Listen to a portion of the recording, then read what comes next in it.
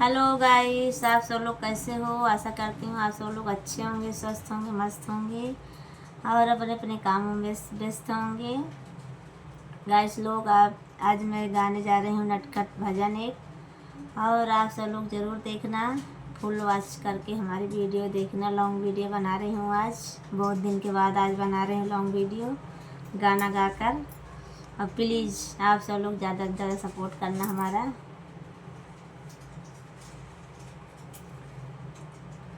के भरे पानी दखिने के गगेरा, के भरे पानी दखिने के गगेरा।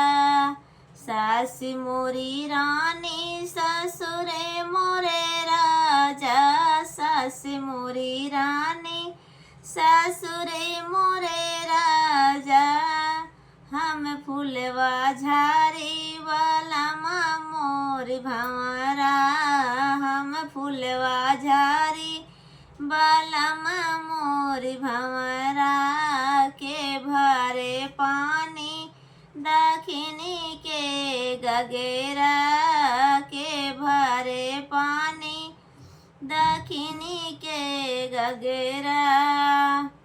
जेठ मोरे राजा जेठान मोरी रानी, जेठ मोरे राजा जेठान मोरी रानी। हम फूलवा झारी बलमा मोर भंवरा, हम फूलवा झारी बलमा मोर भंवरा।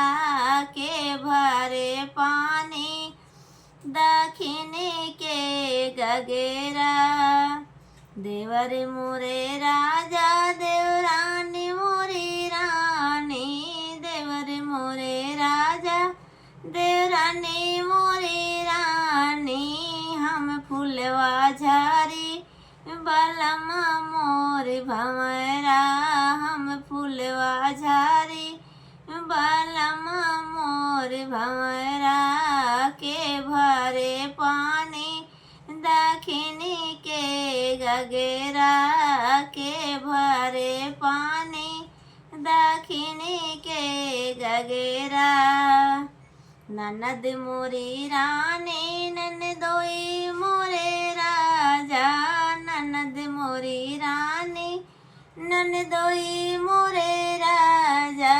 हम फूलवा झारी बलमा मोर भंवरा, हम फूलवा झारी बलमा मोर भंवरा। के भरे पानी दखिने के गगेरा। प्लीज़ हमारी वीडियो अच्छी लगे तो कमेंट में ज़रूर बताना आप सब लोग, और फुल वॉच में देखना हमारी वीडियो। आप सभी से रिक्वेस्ट है।